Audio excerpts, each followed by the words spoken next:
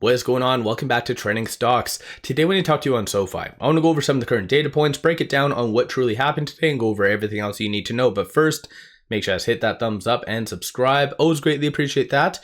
And with that said, let's get right to it. So SoFi did go down 2.38% today. Fairly okay for a Friday for volume. So 39.6 million shares being traded. 44 is the average. What happened today was a lot of algorithmic trading. So a lot of barcoding, similar to what I've been mentioning over the last several days. That seems to be what is happening in 2021. Just AI is taking over ultimately, which is kind of weird. There was no news from SoFi today. No SEC filings yesterday after hours. So at the same time I was doing my SoFi video yesterday, they did unveil their Q4 date, their earnings date, and their full year 2023. So that is scheduled for January 29th, 2024, 8 a.m. So I'll give you a quick summary on some expectations of that in a second. But oddly enough, a lot of analysts started to come out and be very optimistic about certain sectors, more specifically linked to consumers, because very first thing we did have some pretty good data coming out, and that was non-farm payroll, 216,000 versus a forecast of 170,000. So consumers are hitting a home run. They're being a key attribute of the broader economy, and this is why you saw a lot of banks running up fairly high. So Bank of America up 1.86. You do see Citi, and then even after hours are up pretty significantly. I'm not really sure what is causing or prompting that, but aside from that, even JP Morgan, it is up 0.5%.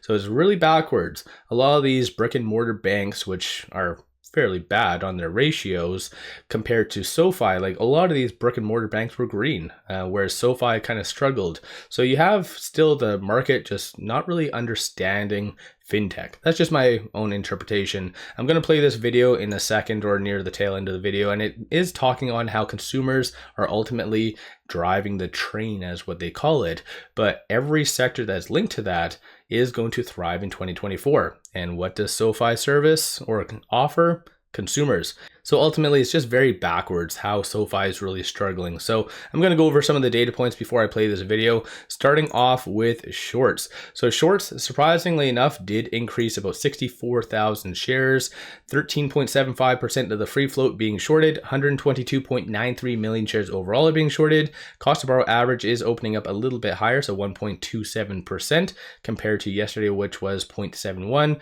Still more than 10 million shares available to be shorted. Options wise though, $5.06 million in calls being purchased versus 2.89 million in puts.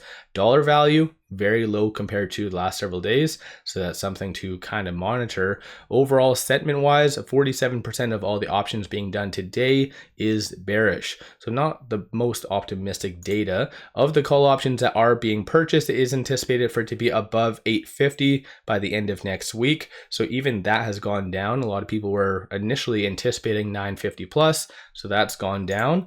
Looking at puts, it is anticipated for it to be sub roughly $8, so more of a continuation of this downtrend, clearly matching with that Elliott wave technicals and just the strong support of 790. But when it comes down to the upcoming Q4 earnings that was just scheduled, I'll give you a quick overview of what some analysts are at least estimating. So with this upcoming earnings, there is a consensus. I just have to highlight over it because it's very small, but it is anticipated to be an average of 0.003 positive for their earnings per share, and that is based on 15 estimates. So once again, take that for what you will. Of course, looking at revenue though, that is fairly good. So it did go up recently from 570 to 571.78 million. So analysts are turning a little bit more optimistic for their upcoming Q4 earnings for SoFi. But aside from earnings per share and revenue, I think just the overall consensus is that this is going to be another home run earnings.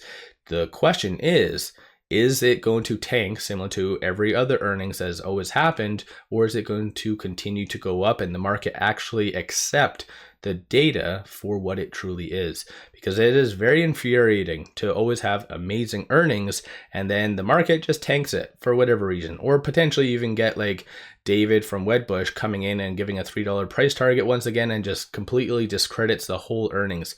It's just very, very frustrating. But aside from all of that though, Clearly, investing in SoFi is going to be a long-term investment, trying to be an innovative company in the finance sector. That's not going to be an easy task. I think I've said that from the very beginning, almost my very first video ever talking on SoFi. Might have been under my other channel though, but whatever, you guys get what I'm talking about. These are some of the transactions that have occurred on the secondary market above $100,000. So some pretty big ones right here. So 1.18, 1.08, 6.82. Unfortunately, based on the bid, the ask, and the selling price, all of these, with the exception of the very first one for 142,000, were all sells. And you can tell that based on the bid, the ask, and the selling price. So let me know your thoughts on that. Based on the support and resistance points, with it closing at 822, it is currently trading between this S1 and the pivot, which in comparison to a lot of other growth stocks, it's okay. It's doing somewhat okay, a little bit better, but 794 is a very strong support that you'll really want to watch for it to hold. And similarly, like I already said, the Elliott wave is projecting for it to kind of break below that. So I do feel that's why some of the data points behind the scenes with SoFi is negative. Vice versa, 920 is a very strong resistance, and so a lot of wide gaps between a lot of these fib levels, so just anticipate a lot of volatility in the foreseeable future. Similar to the last little bit, a number of retail investors have been done with SoFi, whether they are taking profits or whatever else. You can kind of see that has gone extremely positive to negative. So I don't know. Looking at stochastic though, because of this recent downtrend with SoFi, that has reset a lot of its technicals. So looking at stochastic, it did go from roughly about 89 to now 10. So went from overbought to now oversold. So potentially if there's some good pieces of news coming out, that could really help SoFi go up higher. Like I said, with the broader market, they are kind of seeing the data for what it truly is. So I think that might actually help SoFi, just, I don't know. Overall though, there is a deviation, so red line above the black showing a bearish sentiment. At the very beginning of the video, I did say that I wanted to play this, so it's about 2 minutes long. Gives you a very good overview of what is going to be affecting SoFi and how potentially that could really help throughout 2024. So once again, stay tuned for that, and let's get right to it. Today's jobs report was better than expected, showing that the U.S. economy added more jobs than anticipated in December, while the unemployment rate held steady at 3.7%. Here to share his take on the jobs data and what it could mean for the Fed's path forward is Mark Zandi, chief economist at Moody's Analytics. Mark, it's great to have you back on the show.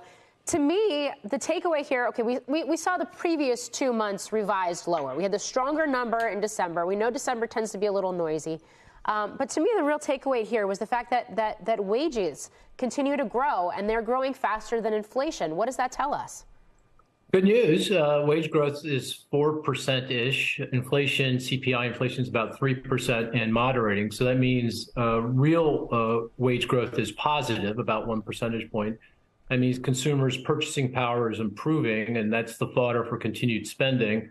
And of course, it's the consumer that kind of drives the train. And as long as they're doing their part, hanging tough, spending, and with those real income gains they should, the economy should continue to move forward and recession remain at bay. So good news. Okay. Last year, at a time where, at least to start the year, everybody was saying, oh, we're going to get a recession in 2023. You were like, I'm not so sure that's going to happen. Your call proved to be the right one. So given what you just said, your expectations for 2024, and what are the key metrics or data that you're going to be watching to know that, in fact, a so-called soft landing is upon us? Yeah, well, thanks for calling that out. That's very kind of you, Morgan. I appreciate that. And I feel pretty good about 24. Growth may not be quite as strong as in 2023. Fiscal policy is going to be a bit of a drag as opposed to a bit of a tailwind to growth. But, the key always, in my mind, does go back to the consumer. They do drive the train. And, there's just a lot of, I think, favorable conditions there. I mentioned real wage growth.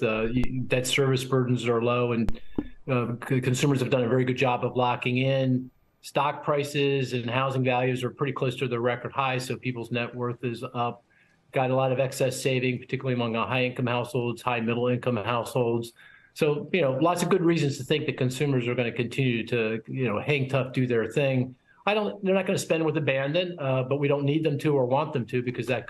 So yeah, ultimately what he's saying is SoFi is going to thrive and continue to thrive because of its underlying business. consumers. Consumers are out there spending the money, making the money. They have been holding up the whole economy. There's a lot of analysts as well out there saying that a lot of companies will need to be looked at with a fine-tooth comb on their metrics just to see if they're worth it. And SoFi, oddly enough, has a lot of lower metrics than even a lot of the brick and mortar banks, such as even Bank of America, like I've kind of compared in the past.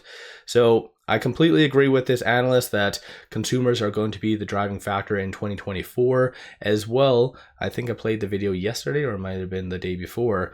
That analyst was saying that a lot of companies are going to be looked at on their metrics. So even that attribute as well, that might help SoFi go up higher, because SoFi is kind of at a discount if you think about it. So let me know your thoughts. Don't forget to hit that thumbs up and subscribe. I always greatly appreciate that. And with all that said, I appreciate all of you watching.